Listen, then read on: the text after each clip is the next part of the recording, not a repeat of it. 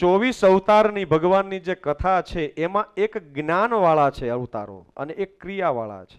મહાપ્રભુજી સમજાવે છે ભાગવતાર્થની અંદર કે ભગવાન ગિરધારી પણ છે અને ચક્રધારી પણ છે. અર્જુનને પણ જ્ઞાન આપ્યું, ઉદ્ધવને પણ આપ્યું. એ રાસેશ્વર થયા, એને લીલાઓ પણ કરી, રાસ પણ રડ્યા. અને છેલ્લે કુરુક્ષેત્રના મેદાનમાં મેં ઘણા બધા ધર્મને અનુરૂપ જોયું, મેં મારી રીતના થોડુંક રિસર્ચ કર્યું કે અમુક ધર્મની અંદર ભગવાન મેસેન્જર સ્વરૂપે આવે છે, અમુક ધર્મની અંદર શાંતિદૂત તરીકે આવે છે કે ભગવાન એને મોકલે છે.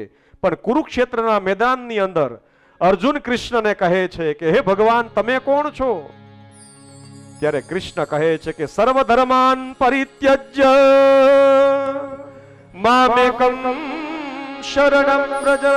બધું મૂકી દે, હું અહીંયા છું, આઈ એમ અ ગોડ, હું જ ભગવાન છું.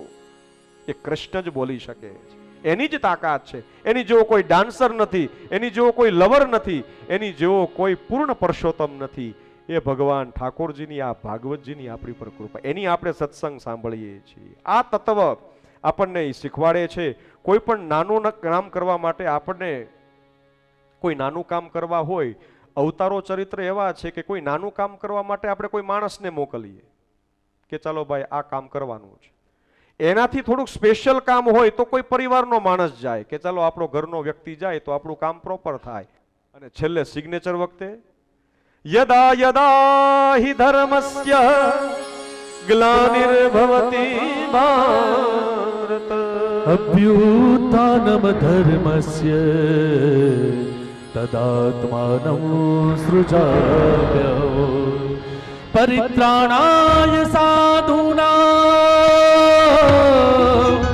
વિનાશાય ચ દુષ્કૃતાં ધર્મ સંસ્થાપનાર્થાય સંભવામિ